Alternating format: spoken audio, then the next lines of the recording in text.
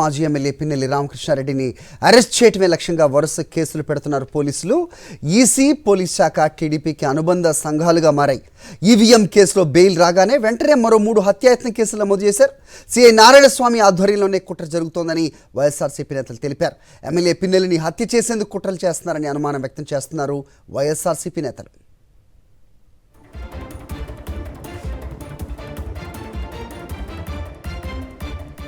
Right, MLA పిన్నెల్లిపై కేసులకు సంబంధించి మరింత సమాచారం మా ప్రతినిధి రవీందర్ అడిగి తెలుసుకుందాం. రవీందర్, చెప్పండి, ఈవీఎం కేసులో బెయిల్ అనంతరం అనేక కేసులు పెట్టే ప్రయత్నం చేస్తున్నారు. ఏం జరుగుతోంది అసలు? వైఎస్ఆర్సీపీ నేతలు ఏం చెప్తున్నారు? ఏంటి మీ దగ్గర ఇన్పుట్స్? ఖచ్చితంగా మాచర్ల ఎమ్మెల్యే పిన్నెల్లి రామకృష్ణారెడ్డిని హత్య చేసేందుకు ఒక కుట్రలో భాగంగానే మొత్తం వ్యవహారం జరుగుతుందనేది వైఎస్ఆర్ కాంగ్రెస్ పార్టీ చెప్తుంది. ఎందుకంటే అటు ఎన్నికల సంఘం కానీ పోలీసులు కానీ పనిచేస్తున్నటువంటి తీరును చూస్తుంటే ఇదే నిజం అనిపిస్తుంది కూడా. ఖచ్చితంగా ఎప్పుడో ఆ 13వ తారీఖు పోలింగ్ జరిగితే ఆ తర్వాత తాపీగా 10 రోజుల తర్వాత కేసులు నమోదు చేస్తున్న పరిస్థితి, అది కూడా హత్యాయత్నం కేసులు పెడుతున్న పరిస్థితులు చూస్తుంటే ఖచ్చితంగా ఇదంతా ఒక కుట్రలో భాగంగా జరుగుతుందనేది చాలా స్పష్టంగా అర్థమవుతుంది.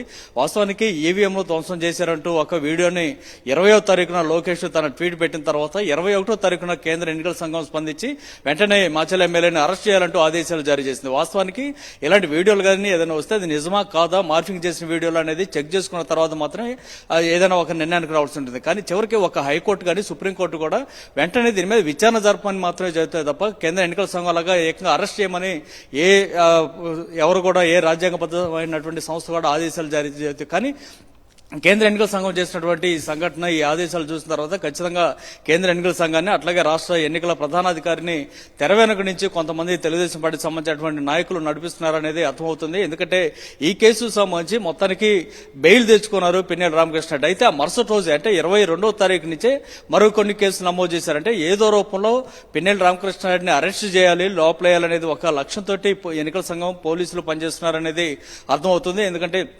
21వ తారీఖున బెయిల్ వచ్చిన తర్వాత వెంటనే 22వ తారీఖున అక్కడ ఉన్నటువంటి మాచర్ల సీఐ నారాయణస్వామి చౌదరి తనపై దాడి జరిగిందంటూ, అంటే అది కూడా 10 రోజుల క్రితం పోలింగ్ నాడు తనపై దాడి జరిగిందంటూ 22వ తారీఖున కేసు నమోదు చేయడం. అంటే 10 రోజుల పాటు అప్పటి వరకు ఆయన ఎందుకు స్టేట్మెంట్ ఇవ్వలేదు, ఎందుకు ఫిర్యాదు ఇవ్వలేదు అంటే ఇప్పటి వరకు సమాధానం లేని పరిస్థితి. ఆ తర్వాత 14వ తారీఖున కూడా అక్కడ రెంటచింతల్లో తమ మీద హత్యాయత్నం చేశాడు పిన్నెల్లి రామకృష్ణారెడ్డి అంటూ కూడా మరొక 2 వ్యక్తులు ఫిర్యాదు చేసిన నేపథ్యంలో వాటి మీద కూడా కేసు నమోదు చేశారు. అంటే 10 రోజులు 11 రోజుల తర్వాత ఈ ఫిర్యాదులు నమోదు చేయడం చూస్తుంటే కనుక ఖచ్చితంగా దీని వెనక ఒక కుట్ర ఉందనేది చాలా స్పష్టమవుతుంది. ఈ కుట్రకు సంబంధించి అటు ఎన్నికల సంఘం అట్లాగే పోలీసు శాఖ ఇరు వర్గాలు ఇద్దరూ కూడా ఖచ్చితంగా తెలుగుదేశం పార్టీకి అనుబంధ సంఘాలుగా మారి వారు ఏదైతే చెప్తున్నారో తెలుగుదేశం పార్టీ నాయకులు వారు చేస్తున్నటువంటి ప్లాన్ కు అనుబంధంగానే వీరంతా వ్యవహరిస్తున్నట్టు అర్థమవుతుంది. అందులో భాగంగానే మాచర్ల ఎమ్మెల్యేను టార్గెట్ చేసుకుని ఆయనపై వరుస వెంబడి హత్యాయత్న కేసులు కూడా నమోదు చేస్తున్న పరిస్థితి కనిపిస్తుంది. దీనికి సంబంధించి ఇప్పటికే ఆయన హైకోర్టును కూడా ఆశ్రయించారు. గతంలో ఈవీఎం కేసులకు సంబంధించి ఏ విధంగా అయితే బెయిల్ ఇచ్చారో ఇప్పుడు ఈ కేసులకు సంబంధించి కూడా బెయిల్ ఇవ్వాలంటూ ఆయన కోరిన పరిస్థితి కనిపిస్తుంది. అయినప్పుడు కూడా తెలుగుదేశం పార్టీ నేతలు చెప్పిన విధంగానే పోలీస్ శాఖ రహస్యంగా కేసులు నమోదు చేయడంతో పాటు ఏదో రూపంలో ఆయన అరెస్ట్ చేసే విధంగా ప్రయత్నాలు చేస్తుంటే మాత్రం రాష్ట్ర వ్యాప్తంగా ప్రజలు, ప్రజాస్వామ్యవాదులు ఎవరు అంగీకరించలేకపోతున్నారు. హరి. ఓకే రవీందర్.